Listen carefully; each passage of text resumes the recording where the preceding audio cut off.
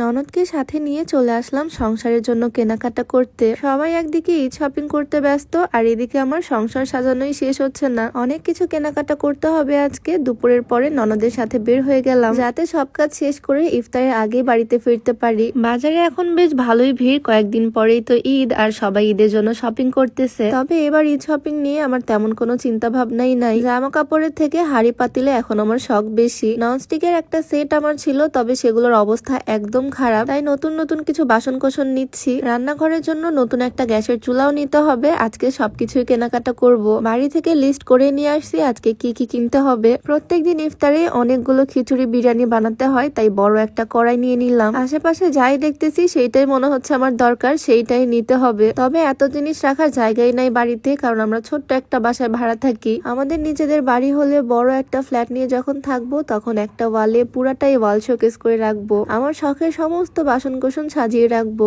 আসলে মেয়েদের কত রকমের শখ থাকে, তাই না? আজ প্রায় 7,000 টাকার বাসন কোসন কিনলাম এখান থেকে। সবার শেষে চোখ পড়লো ছোট্ট এই সসপেনটার দিকে। এত কিউট, চা বানানোর জন্য একদম পারফেক্ট হবে। তোমরা তো জানো এই স্লিমিং টি আমি রেগুলার খাই। তোমরাও যারা ওজন কমাতে চাও এই স্লিমিং টিটা খেতে পারো। ওজন তো কমবেই, সাথে গ্যাস্ট্রিকের সমস্যাটাও দূর হবে। বিউটি বাই লিম পেজ থেকে স্লিমিং টি পেয়ে যাবা। পেজটা আমি ডেসক্রিপশনে মেনশন করে দিব, হোয়াটসঅ্যাপ নাম্বার স্ক্রিনে দেওয়া থাকবে। প্রায় অনেক কিছু এখান থেকে আমি নিয়ে নিছি, রিক্সার উপরে সবকিছু তুলে নিচ্ছি। তবে এখনো আমার কেনাকাটা কমপ্লিট হয়নি। ওই যে বললাম নতুন একটা গ্যাসের চুলাও নিতে হবে। আগের চুলার অবস্থা একদম খারাপ, তবে এত এত জিনিস অলরেডি কিনে ফেলছি, এগুলো নিয়ে তো নড়াচড়াই করতে পারতেছি না, এমন একটা অবস্থা। আরেকদিকে আবার তাড়াহুড়া, কারণ বিকাল অলরেডি হয়ে গেছে, একটু পরে ইফতারের সময় হয়ে যাবে। ইফতারের আগে বাড়িতে ঢুকতে হবে। যা যা কেনাকাটা করছি সবকিছু এক সাইডে রেখে এখন একটা চুলা দেখতেছি। আমাদের আগের চুলাটাও কাচেরই ছিল, তবে কাচের চুলা নাকি অনেক বেশি রিস্কি হয়। অনেক সময় নাকি কাচের চুলা ফেটে যাওয়ার চান্সেস থাকে। আমি অনেক কনফিউশনে ছিলাম আসলে কাচের চুলা নিব নাকি অন্যরকম কিছু নিব।